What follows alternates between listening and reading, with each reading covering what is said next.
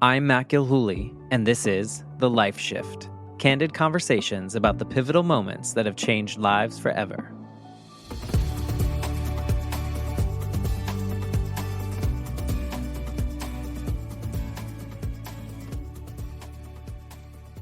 Hello, my friends. Welcome to day 16 of the Life Shift podcast. 30 days, 30 episodes, bonus series. If this is your first time listening, there are 15 days that came before this. And basically what I am doing is showing up every day without really understanding what I'm going to talk about. And these are usually about 10 minutes long. I don't know why. They just happen to end up being that long. And I show up and I look at a prompt or a list, and I just was Googling, like, what should I address today? Sometimes I have a little inkling of what I'm going to talk about, and sometimes it is completely off the cuff. And so this is a little challenge to myself in November 2024. I'm trying to show up every day on the day, do the recording, edit it, and send it out. Don't think about it too much, Matt. Share a little bit more than usually I get to do so in the episodes with my guests who are so generous with their stories. I have 166 episodes recorded right now. I think last week, episode 156 just came out. So I am good for a few more months of recording. No plans on stopping. So this is just a little extra bonus challenge to myself. I think it is stirring something up. I don't know how I'm going to use it or what I'm going to do. But here we are, day 16 of this little adventure. So I was just looking at a list of questions that someone on Reddit put together. There's like 500 questions on here. And I was just scanning and I'm thinking, okay, what am I going to do today? It's Saturday. I went to the gym. I already watched Dateline NBC, did some chores around the house, set up some new fans. You know, I like to kind of take it easy as much as possible on Saturdays. But I wanted to do this episode now. So while the Roomba is going around and doing the cleaning and hopefully in other rooms, I will share what is something you're terrible at but wish you could do well. So the immediate thing that I think about is singing. I wish I could just sing like on pitch, on key, on all those things. When I was, in high school, I was doing theater with everyone, and part of the theater program, like, you obviously do musicals and you do plays, but the big thing every year was always the musical. And to be a part of that, you kind of have to like audition and sing, which was so frightening to me. So the first year that I did the musical at my high school, we did The Wiz. And I was not brave enough to audition. And so I did props with my friend Jackie, and she and I made like the shoes that Dorothy would wear. And we got to push out my friend Randy as he was the Wiz, and we pushed him out on his throne and all this fun stuff. It was all behind the scenes, and that was really fun. But then the next year we were doing Grease, and I was like, wow, that would be fun. It was a fun movie to watch growing up.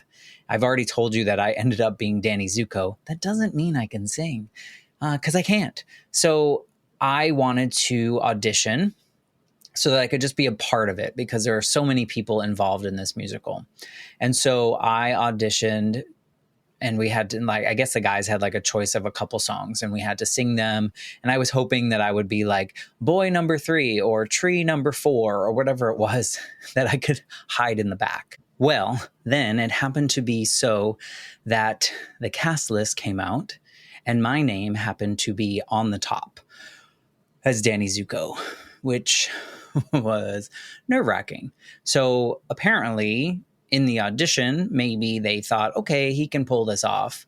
So we did all the rehearsals and everything, and I got through it and ended up doing most of the show. We ended up running out of time towards the end of rehearsal. And so in the play, there's like, instead of You're the One That I Want, because that was made for the movie, there's a different song, and we never even got to that. So it just like kind of jumps to the end of We Go Together. But I did most of the songs. I had a couple solos. It's not that Sandy song that John Travolta sang in the movie. It's Alone at the Drive-In Movie, which has this weird ending. And I was just so nervous. And this, like, mind you, this is the first time that like my dad and my grandmother ever heard me sing in this way on a stage with microphones and stuff. So I did that. I did a couple other things where I had to sing, but honestly, I'm not good, but I want to be good. So much so that the last couple months I've been thinking about it more, and I'm like, am I too old to like find singing lessons? Is that a thing? Is that weird? I don't know. I still haven't determined if I want to pursue that more, but I would just love to be able to like know how to use my voice outside of this podcast, but in a way where I could like carry a tune and sound good. I don't know where I would use it or what I would use it for. I mean, I have this mic, maybe I just record an album or something. But really, that's like one thing that I feel like I'm not good at, but I love to do, especially like I think a lot of people can relate to loving singing in their car or in the shower or just around the house when music is playing, whatever it may be.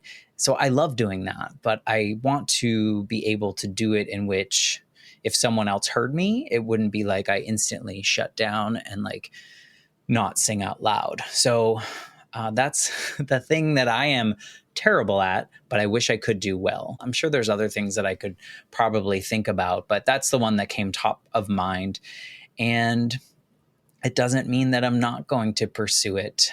Over the pandemic, I was actually kind of like bored and obviously I was bored because I did an extra master's degree, but I was also starting to do like some art on my iPad, and I was not good when I started. Actually, this started maybe 2014.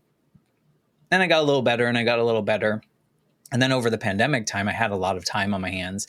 And so then I started really practicing every day. I did this thing where people would send me pictures of their pets, and then I would draw like a cartoon around them, and then their dog or cat or whatever would be in this cartoon.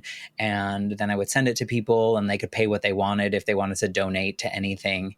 And I ended up doing like 1,000 of them or something crazy like that. So much so that I tried to do a fundraiser where I raised about like $800 to donate to my friend Mickey's dog sitting place that she had during the pandemic that unfortunately had to shut down during the pandemic, but we tried to keep the lights on through that. But I'm saying all this because like I didn't know how to draw before I started that, and then I just kept doing it and doing it and doing it. So maybe there's an opportunity here. If you want to see some of that art, you can go on Amazon. There's a kid's book under Matt Gilhooly. There are 13 coloring books that you can purchase and then color in and trace on the back of the pages, whatever you want to do. But a lot of those are based on those pet drawings that I did. So there's like dogs in space, dogs in cars, cats everywhere. Then there's a couple other like creature kind of cartoon looking coloring books. So I think I could do it. Maybe I'll keep looking. Maybe if you know, am I too old to learn how to sing? Let me know. Anyway, that is day 16, a little lighter today and a little story, but also something that maybe I will look into and try to accomplish that maybe in 2025. So that is it for today, day 16. I will be back tomorrow on day 17, and I will talk about whatever is on this list. This list seems pretty great to kind of scan and look at. So maybe I'll find something even more interesting tomorrow. Thank you for being a part of the 30-day, 30-episode series on the Life Shift podcast, and have a great Saturday.